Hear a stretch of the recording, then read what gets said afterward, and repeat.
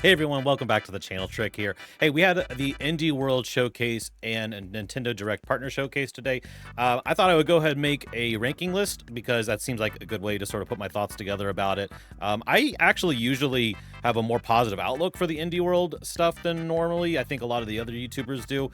This one though was definitely a mixed bag, so we're gonna jump in. Here are the rankings, the way I've sort of set them up. I kind of think more in terms of whether or not I simply would want to buy it. So we got insta buy, very interested, wait for reviews, discount, big discount, meh. You'd have to pay me to play, which developers, I'm willing. Send me a key and some money and I'll play one of these on the stream. All right, no amount of money is enough to make me play. I just absolutely would hate it. And then we have I don't know, I don't care, which I have a feeling I might end up using that more than I want to during this list, but there are some games where I just can't get a feel on it at all, and that's where they will go. Okay, so let's go ahead and jump in. The first announcement was the DLC for Balatro. I love Balatro. I'm just super addicted to it. Haven't touched it in a few months, so this is definitely a good reason to go back. I don't think I'm gonna like jump in today, so I guess the equivalent for a free DLC, I'm gonna put this in very interested. Definitely within the next few weeks, I could see myself booting it up just to try these out. Looked like they were these DLCs are gonna actually like change the gameplay mechanics, so it's not just skins or anything like that. So definitely excited. I will definitely be checking that out when I get a chance. All right, Coffee Talk Tokyo. It's a I don't know, like a conversation sim game with making coffee. I know this is a sequel and there's been another one. This one is going directly into no amount of money is enough to make me play. I just couldn't be more bored watching the trailer for this. It's just not my thing at all. So I'm sorry if you're offended, but yeah, that's just where it's going. All right, next we got the Sea of Stars DLC. Much to my disappointment, I haven't played Sea of Stars yet. I'm actually not a big JRPG fan, but I think Sea of Stars looks great. Haven't got a chance to try it yet, but we're gonna have to put it in I don't know, I don't care, simply because I haven't played the main game, so I can't really gauge the excitement for a DLC for it yet. So, but I'm sure there are people that are super excited about it.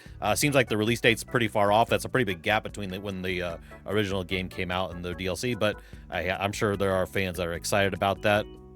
Oh, I just realized I'm already getting stuff out of order. There was also Neva. What was Neva? That was the game that was from the developers of Gris or Grease. I'm not really sure how you pronounce it. The game looks beautiful. I just can't get a feel on it. Is it a Metroidvania? If it's a Metroidvania, then I'm definitely more interested. But I'll go and say that this one is gonna just lay in wait for reviews. Like I said, I just don't know. I need to know more about the game. But definitely, at least at the very least, the animation has me intrigued in the art style. And then we also had Mothkubit. Kind of looked like it was channeling something like Undertale. You know what? I'm gonna have to put this. I'm gonna put this in. It's an I don't know because I couldn't even tell. Like, it looked like it had a lot of different gameplay mechanics. I'm not really sure what the core gameplay is, if it's like an Earthbound style RPG. I don't know. It looks interesting, but it's just gonna stick down there for right now because I just really have no clue about it. All right, next we have Power Wash Simulator, the Shrek DLC. Gonna be honest, haven't played Power Wash Simulator at all. This one actually kind of makes me want to buy it, so it's definitely going in the very interested tier. I think Power Wash looks like a fun game, kind of looks like, I don't know, like a coloring book, reverse coloring book for adults or something. I don't know. I would definitely like to try it though, and the DLC looks kind of goofy and fun. All right, next is More Souls. It's your standard sort of now what we have, roguelike RPG, procedurally generated levels. Looks like a top-down shooter. I like the art style. It definitely looks weird. This is a genre that always scratches an itch for me. I would never insta-buy something like this without at least hearing reviews first, so we're definitely putting this in the wait for reviews.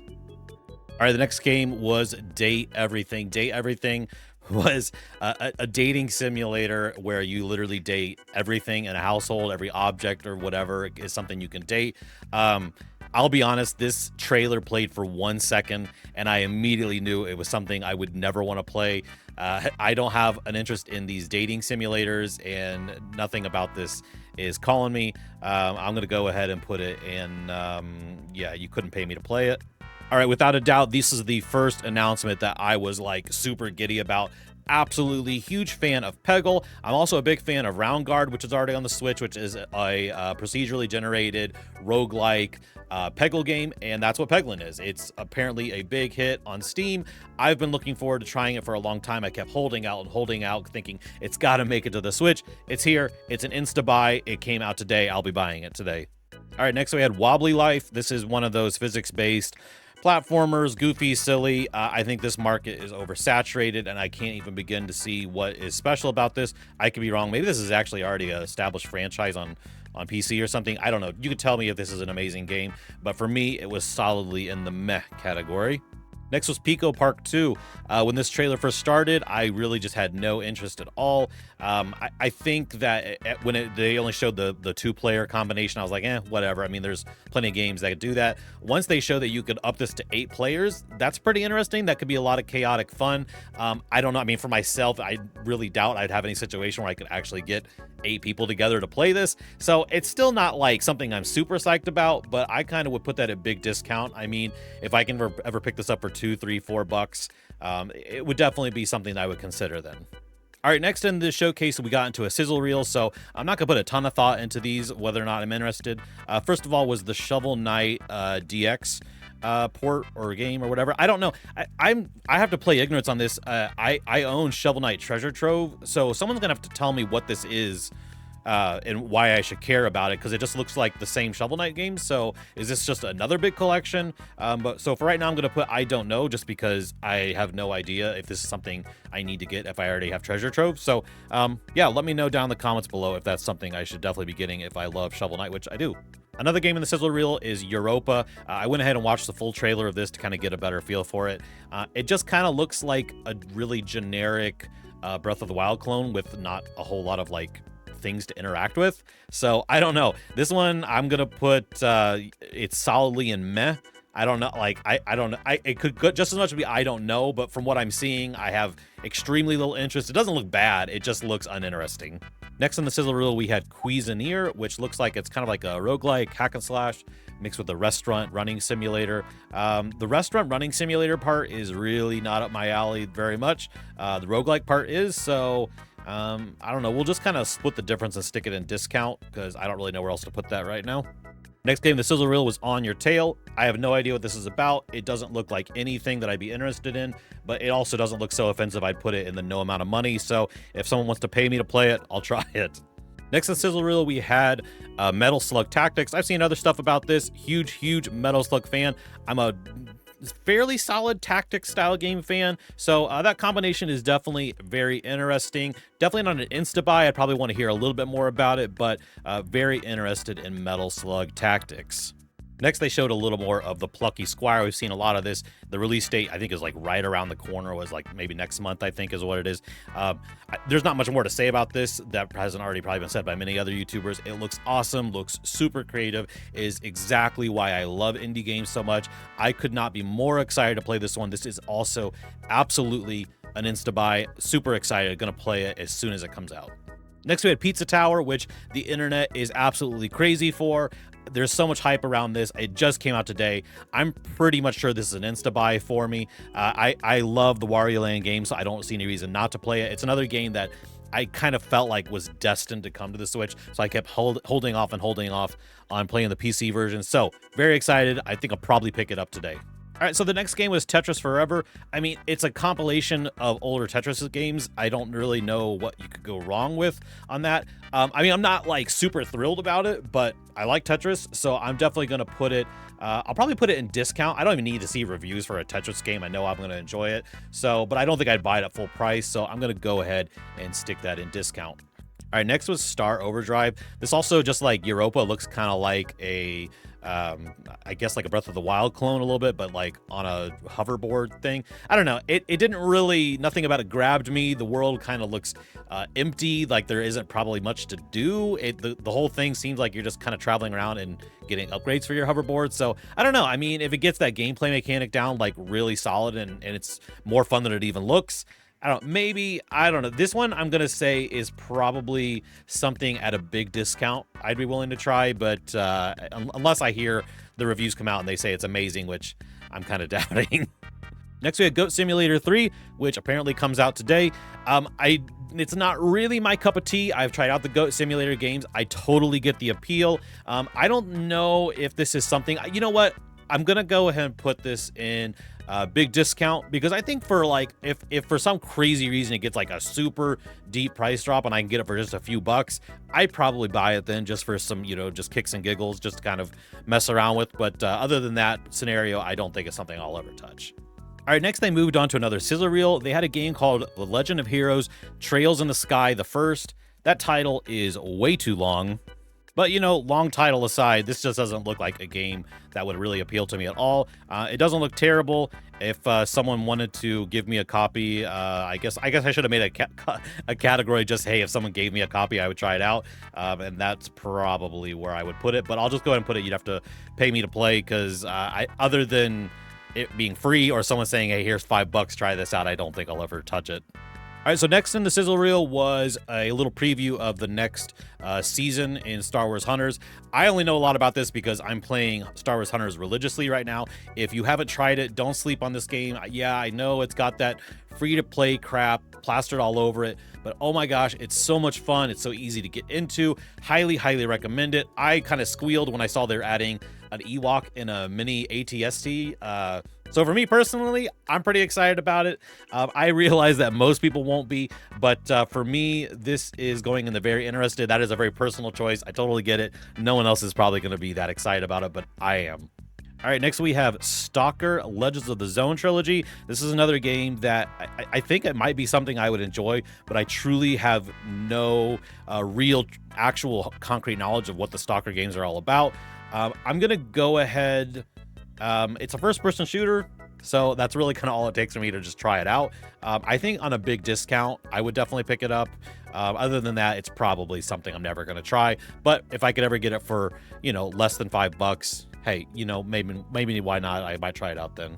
We got a nice little re-release of Worms Armageddon. Worms is great. I don't think it's something that I'm dying to jump back into at whatever their full price they're asking for. Definitely, I think this is something that at a big discount, I would pick it up. I think I've got other ways to still play Worms. I think I've got a couple different console versions of it. So, I don't have a huge need, but at a big discount, I would probably pick it up, yeah. There was some Disney Dreamlight Valley stuff. That's just going to go and I don't know, I don't care, because that's really the most apt place to put it. Now, I know I was saying that there is an oversaturation of these sort of physics-based, sort of goofy platformers, but I don't know, you give it a theme like Patrick Star, which is a character I kind of love, I might be a little bit interested. I still think, considering this is from Outright Games, which I don't think they make terrible stuff, if I recall correctly, but I don't know. Sometimes I get them confused. There's a couple developers. I think Game Mill is the one that really puts out the total crap licensed tie-ins. I think Outright Games, if I remember right, makes decent stuff. So I'm going to go ahead and put this in... it's either going to be in discount or big discount. I think at a decent discount. If it's just a decent discount, I think I'd want to try this one out. I think it looks like it might be pretty fun. Next, we had another one of these fitness boxing games. I don't know. I mean, I think if someone gave me a copy, I'd probably try it. Yeah. So if you gave me a copy, I would try it. Man, I really should have made a category for that. Let's go ahead and just put it in, and you'd have to pay me to play it. Because, if I'm really being honest, there are a lot of these games, like, even if I got a free copy of this, there's so much other stuff to play that I probably wouldn't touch it. But, I mean, if you're into this kind of thing, it looks okay, but it's nothing to get excited about, in my opinion. All right, next we had Capcom Fighting Collection 2, and then the Marvel vs. Capcom Fighting Collection. I'm going to go ahead and put the Collection 2 at big discount. I'm a casual fighting game fan, so, like, I would definitely be willing to check it out once it's really cheap. But I do think that Marvel vs. Capcom goes up a little bit higher, just a normal discount. Again, not something I pick up at full price, but I know I really like the Marvel vs. Capcom games, so definitely when I can get a decent deal on it, I would probably pick that one up. So I could see that for some people, these are like, they're going to buy it day one. But again, I'm a casual fighting game fan, so I don't need to be paying full price for these games. Next was Atelier. I've tried to pronounce this multiple times. That's the best you're going to get. Atelier Yumiya, the Alchemist of Memories in the Envision Land. I'm going to tick someone off if I put this in like a you couldn't pay me to play it. I'm just going to put this in I don't know, because I truly don't know. I don't even know what this is. I'm sure it sounds like the title sounds like it's some series that probably people love and there's like a diehard fan base, and I just don't know anything about it. All right, I did catch the pronunciation on this. It's Suikoden, right? So the Suikoden collection.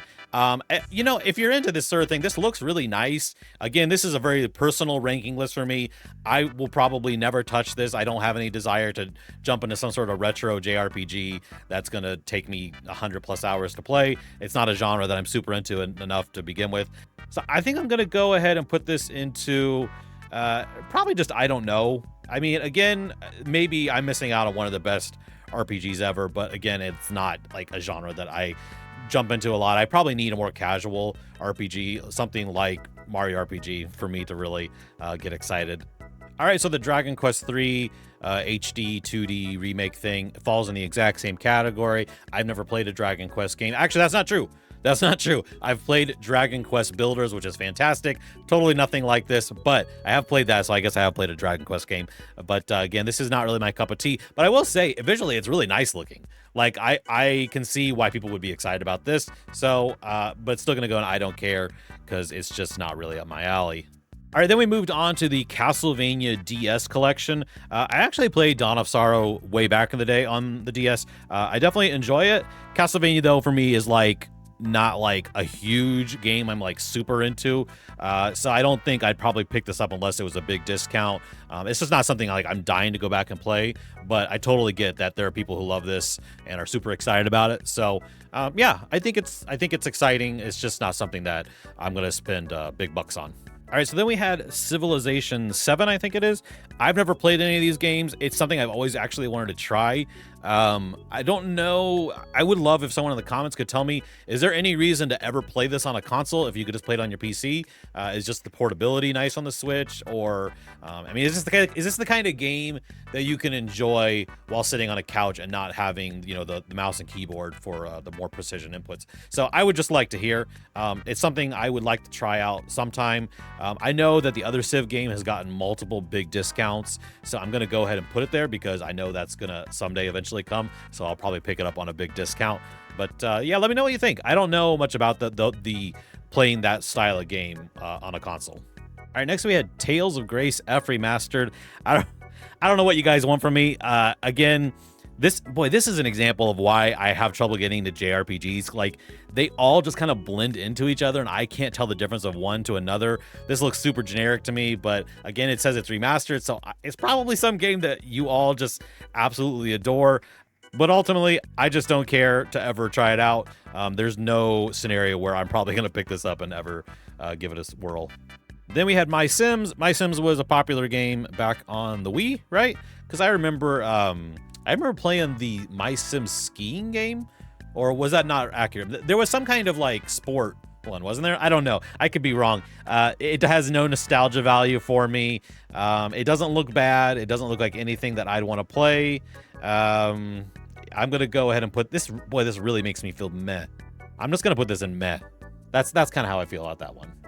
Then we had Five Nights at Freddy's Help 1 and 2. This is another one for me. Like, I just have no desire to play this game series at all. I do perfectly fine with horror movies. You could show me the most brutal horror movie ever, and I'd be fine with it. I'm a total baby when it comes to horror games, especially something with jump scares. So I've just never, ever wanted to play these games. But if you paid me, I would play it. Yeah, if you want to, if the devs want to send me a key and pay me to play this on stream or something, yeah, absolutely, I'll do it then. All right, next we moved into another sizzle reel. We had Epic Mickey Rebrushed. This is actually going to be an insta-buy for me. I've always wanted to play this. I think it looks awesome. The only thing I will say is I say insta-buy. I don't know if I'm going to buy this on the Switch or on the Xbox or whatever. I kind of want to play it as nice looking as possible, but we'll see. If there's really very little concession on the Switch version, I will play it there. I'll just have to wait to see not a review of the gameplay, but rather just a performance review. That's probably what I'm waiting out for on that one, but insta-buy is where it goes. All right, then we had Tales of the Shire, a Lord of the Rings game. Looks like basically Animal Crossing with Lord of the Rings. You know, this one, I don't know, this one might really be up my alley. I really love Lord of the Rings. The idea of working in the Shire, putting together, you know, a little garden and stuff, that just sounds super like relaxing. I'm a big Stardew Valley fan, so if you give me the right theme and it's high quality enough, I'll probably be interested. I'm wavering between wait for reviews and discount. I think even if it's reviewed well, I probably would wait for a discount on this one. So next we have the next Just Dance game. Don't care. Funko Fusion, I really don't understand what that's all about. I'm going to go ahead and put that in I don't know, I don't care, more because I don't know. We got FC25. I'm not a sports guy at all. This is going to go in I don't know, I don't care, but I'm sure it's fine for people who are excited for that, but I don't really see the reason for that to be in a partner showcase. It's just like we all know it's coming. Lego Horizon Adventures. I don't know anything about the game Horizon. Well, that's not true. I know about it. I don't know. I'm not a PlayStation gamer, so I've never touched it. But I usually like most Lego games. But there's so many of them, and they get discounted pretty cheap. So I'm actually gonna go with big discount on that. Like there's just nothing about this game that makes me think I need it immediately. I can wait till it gets cheap. All right, then we have the next Rune Factory game, Rune Factory Guardians of Azuma. Full disclosure, I've never played a Rune Factory game, but I understand the concept that it's kind of like a hack and slash RPG adventure, but mixed with a Harvest Moon, Stardew Valley kind of thing, which honestly is kind of up my alley. Every time one of these games comes out, I'm like, that looks like something I might enjoy, but I've just never touched it. I don't know. I think I just need the right time. I need the right place. I need some free time with no other games that are pressing that I really want to play. And I would want to probably still buy it on a discount. I'll go and put big discount just because, again, like it's something I think I would enjoy it, but it's going to need to be really cheap and just the right time for me to get lured into actually sinking some hours into a game like that. And lastly, we had Yakuza Kiwami. I think I'm saying that right. This one, I'm actually super excited about this one. I don't know a lot about the Yakuza games, but from what I've seen, that looks like something I would definitely enjoy. I just happen to have never touched one of them yet. But I'm going to go ahead and... I don't think I even need reviews. I don't know if I'd put it in very interested. Probably something that once it gets to like its first like decent chunk of money off discount, that I'd probably pick it up then. It definitely looks like something that would just be a good, fun, brawler style game to just jump in and just have a good time with. All right, so that's my tier list for the Indie World Nintendo Partner Direct. Let me know what you think. Don't get too offended if something was not where you wanted it to be. I didn't really put that much thought into where I was putting stuff. Just more of a gut reaction to these things. Anyways, hit the subscribe button, and I will see you guys later. Bye-bye.